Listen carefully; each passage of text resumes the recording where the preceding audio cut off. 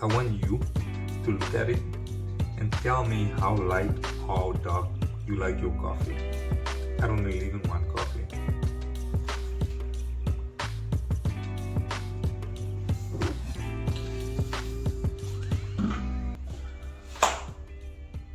Okay, so this video is kind of threefold, at least twofold.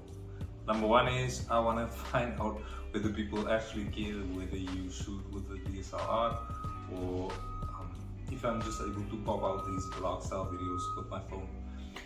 To be honest, that makes it so much easier to just edit it in a mobile video editor and then pop it over onto YouTube. And then the reason for that is also because I left all of my gear, well, not all of my gear, but my tripod and my mic and all of those things I left in the car, and the car is currently with my wife, so I don't have that, and I was inspired to just record and post a video. I do have a tendency to slip up and not be as consistent as I can be, but I kind of figured out that that has to do with planning or lack of planning when it comes to doing YouTube. So I'm looking to kind of work on that within the next year. I am going to close that window. Okay, you might still hear the excavator but or the one, but it should be better. So welcome back guys, and once again I'm sorry the quality is not as good as it can be with a DSLR camera, but I really just wanted to get this video out and kind of avoid all of the hassle of editing it, because I do have a lot of client work that I still need to edit and get out. So I really just wanted to get this video up. So a few things. Oh, I was still explaining the second part of this video. I wanted to see, it kind of ties in with the first part, but I wanted to see whether I can actually record and use my mobile throughout the editing process of a YouTube video, like from start to finish. When I think about recording content for YouTube, and it involves like everything that it involves, like the planning.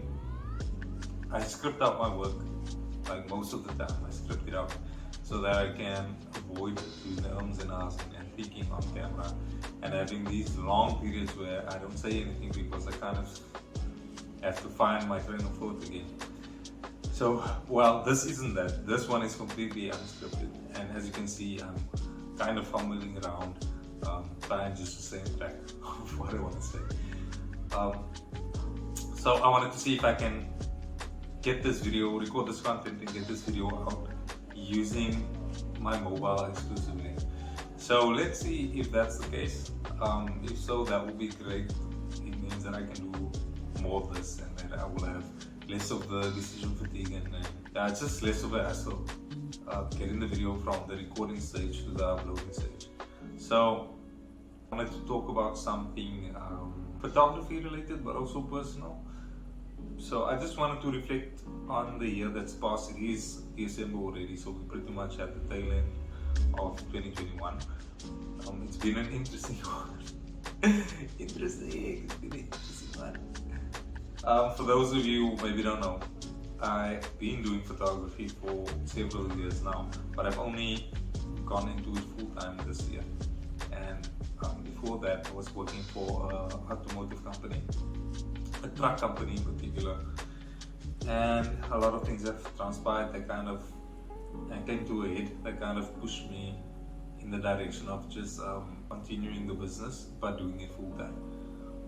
And I knew what it was to kind of run a business, but I didn't know what it was going to be running it at full scale and growing it to a place where it can be financially sustainable to my family. There was definitely an element of the unknown in there, and I feel like I've had to learn a lot in a very short space of time. So that decision was made in February, and I officially started doing photography full time in March. Okay. Although before that, as I said, like I think 7 or 8 years before that I had started doing it, but only in a part-time capacity. So I want to talk about kind of the things that I had to learn very quickly, and some of the pitfalls I had to avoid, and maybe some of the hard lessons. I don't know how this is gonna go and how long the video is gonna be, but I'll try. And I made some notes. I'm looking over there because my laptop is over there. As you can see, I'm not in the usual space, but again, I do not have a stand or anything. I wish I could show you this, but the phone is literally on a chair, and on that chair my camera bag is, and on the camera bag there's a box, and on that box my phone is leaning against a candle. I really wish I could just take a photo of this, but the phone is recording. One moment, I just have to check my notes.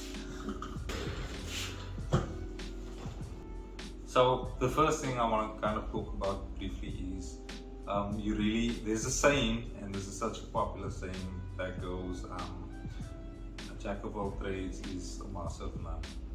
And there's this trend on, well, not a trend really, I just happened to see it a few times on TikTok.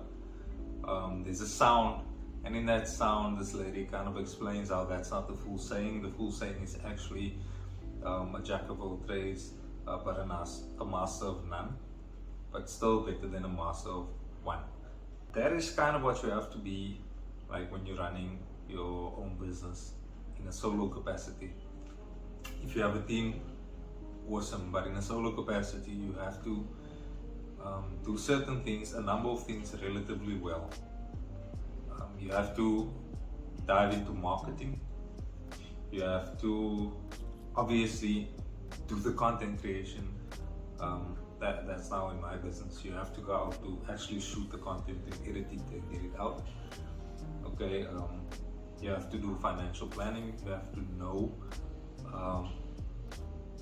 your cost of doing business and all of that stuff. You have to have some sort of business management skills, and yeah, that is like the three things that I had to work on most. There are a few others that I'll mention, but those three are the things that I really, and I'm still busy working on it to kind of master it. You kind of learn in the thick of things, you know. There are opportunities for you to learn from others, but there are still some things you only find out once you're like in it, and once you do it, and you know how to adjust and adapt to certain things when you're like in the field. So that is something I certainly anticipated, but not at as great a scale as it actually happens when you're running a business of your own. So the second thing that I want to talk about is you are the brand, especially if you are alone, if you are running it solo, you are the brand. So there are certain adjustments that I had to make, even in my personal life or on my personal online platforms, and especially on WhatsApp. There's certain things that I just have to refrain from posting. Sometimes I remember before I went full time, I'd have the occasional rant here and there, and just post edgy memes maybe and stuff in that capacity, and I had to kind of move away from that stuff and just share it privately with loved ones and friends. And yeah, because when the client sees you at the end of the day, they see your brand, and I love that. I mean, I do at the end of the day want people to book me because we have a certain connection that goes beyond what's on paper. So I do love that. I really appreciate that. It gives me like the space to not disconnect myself from my brand, but I love to connect with people who at least share the same values. We don't have to believe in all the same things, but we do at least have to connect on a level that transcends just good photos. You understand? So there's that. Other thing that it's not on my list here, but it just popped in my head, that I found is that you I worked extremely hard at my last workplace. I worked crazy hours.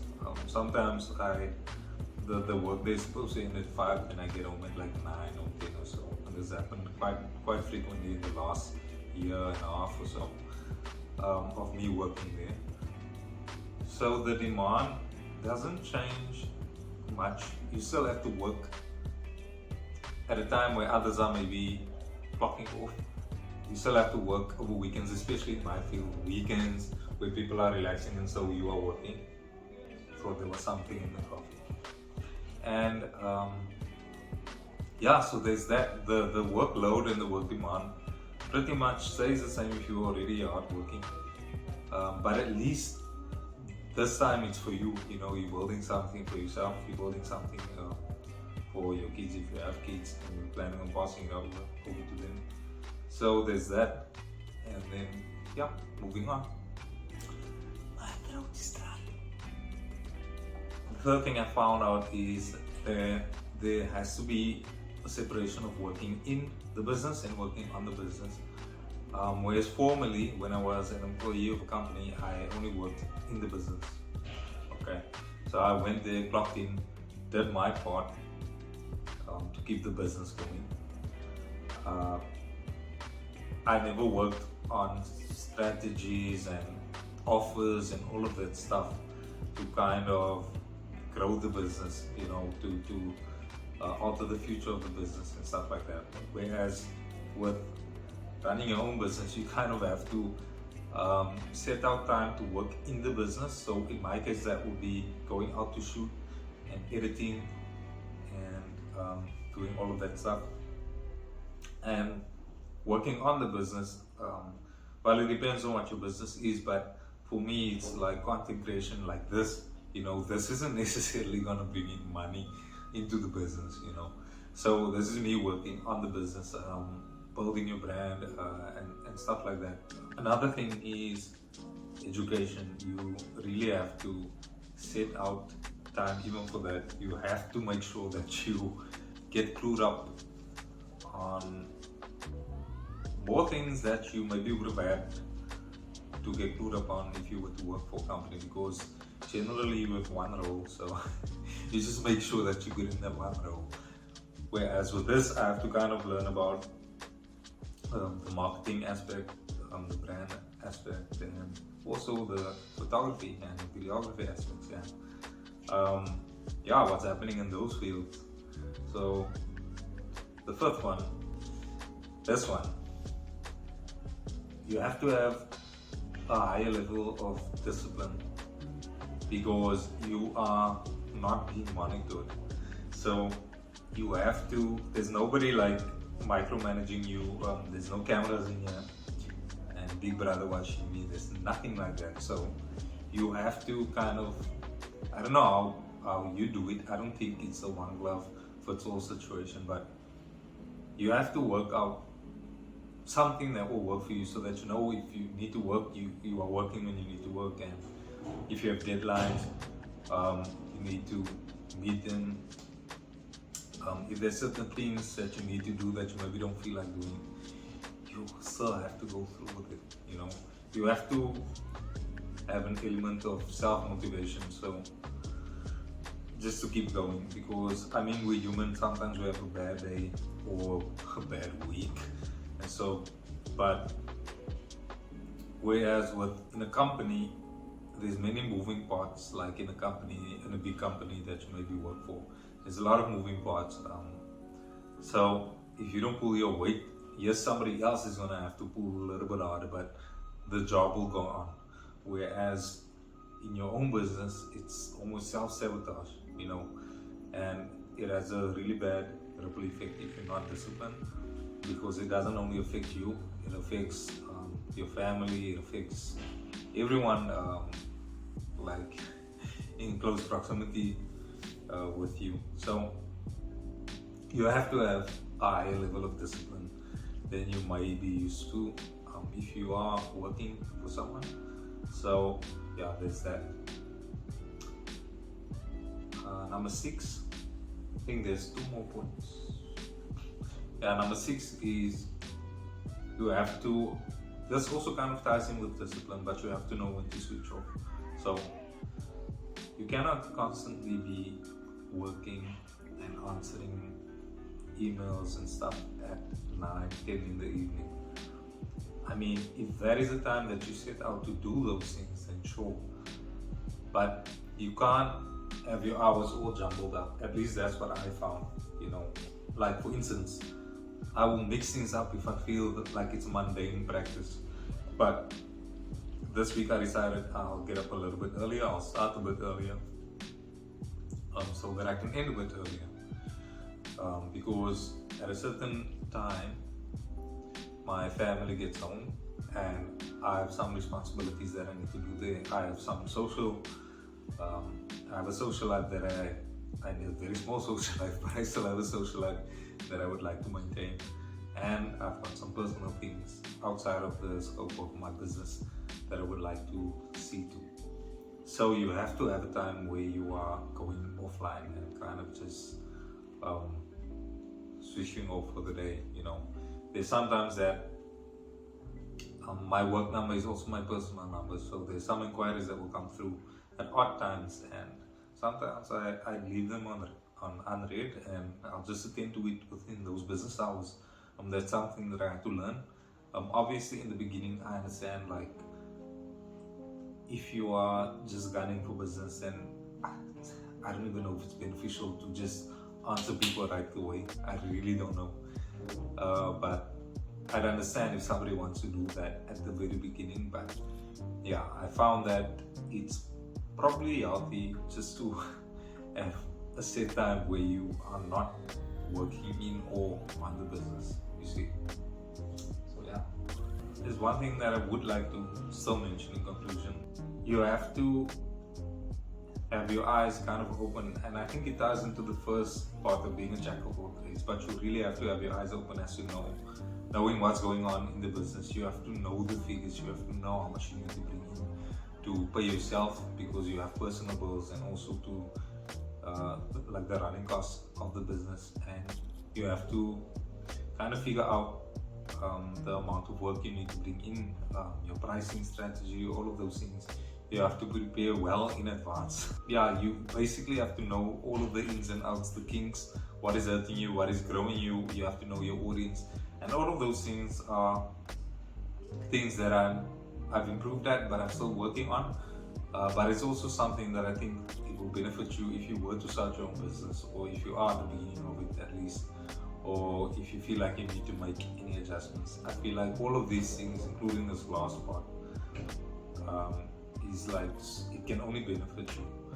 I feel like, yeah, that title is kind of apt, you know. Open your eyes, just have your eyes wide open in it. Do not hide from a bad financial month or stuff like that. Just learn from it. I think that's the lot. I can't believe I'm shooting this on my phone. So that's it from me, guys. I really didn't plan on doing this video today. I'm busy. Just gonna show you. I don't know if you'll be able to see. This is like notes here, but I'm busy planning for the next year, like all of my video content. If you have made it this far, I need to ask one more thing from you. If you can just like the video, just get it on the YouTube algorithm. You can do that now, because you're gonna forget. Please do it now. But in all seriousness, thank you for watching.